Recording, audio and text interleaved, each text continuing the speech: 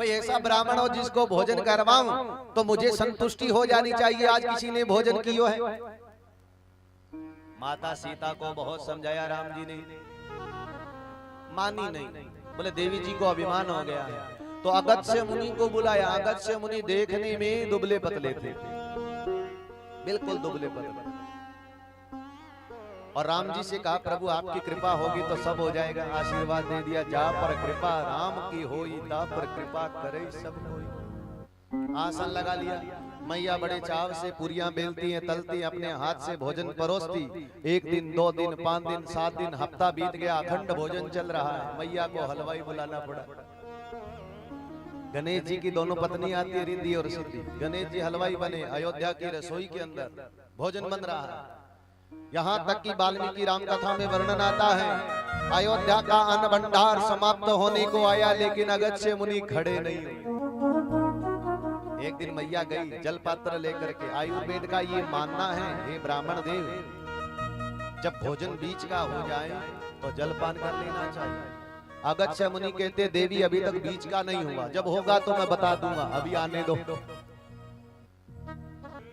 लेकिन ये क्या खड़े ही नहीं हुए, अखंड भोजन।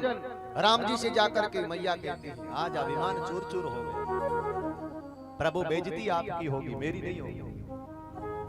क्योंकि रसोई से अगर भोजन कम पड़ता है तो कोई देवियों का नाम नहीं लेता, देवताओं का नाम लेवे, फलाने के घर गया। क्यों माताओं?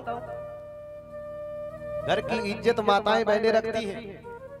घर में कुछ नहीं है और अतिथि को खिलाना है तो हमारी माताएं अगर गृहिणी है तो घर वाले को पता ही नहीं चलने देता और भोजन भी करवा देती है, वही गृहिणी होती है। मैया कहती है राम जी से प्रभु मुझसे गलती हुई, लेकिन बेइज्जती आपकी होगी, अब इनको खड़ा कैसे करें, बीच में खड़ा नहीं कर सकते। तो राम जी ने तुलसी दल दिया। प्रभु पूरा अन्न भंडार समाप्त होने को आया, ये छोटा सा तुलसी दल। देवी भक्त जो होते हैं वो भगवान के प्रसाद के भूखे होते हैं, जाओ और जाकर के परोस दो। तो डकार आ गई, बोलिए संत समाज। अब मैं जलपान करना चाहता हूं, जिसने इतने भोजन किए हो वो जल कितना पिएंगे? हाथ जोड़ करके कहा जल आपको द्वापर में पिलाऊंगा। आज मौका मिला और पिला दिया। 7 दिन तक बरसात हुई, दिन और रात। सामावर्तक मेघों का जल समाप्त हो गया।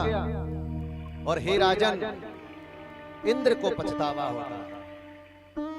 नारद जी से रास्ता पूछा, क्या करूं? नारद जी कहते हैं अगर भगवान से क्षमा मांगना चाहते हो, कितनी भी गलती क्यों न हुई हो, कितनी भी पाप क्यों न हुए हो, अगर गौ माता की पूंछ पकड़ ली जाए तो भगवान सभी के पाप क्षमा कर देते हैं। बोलिए गैया मैया।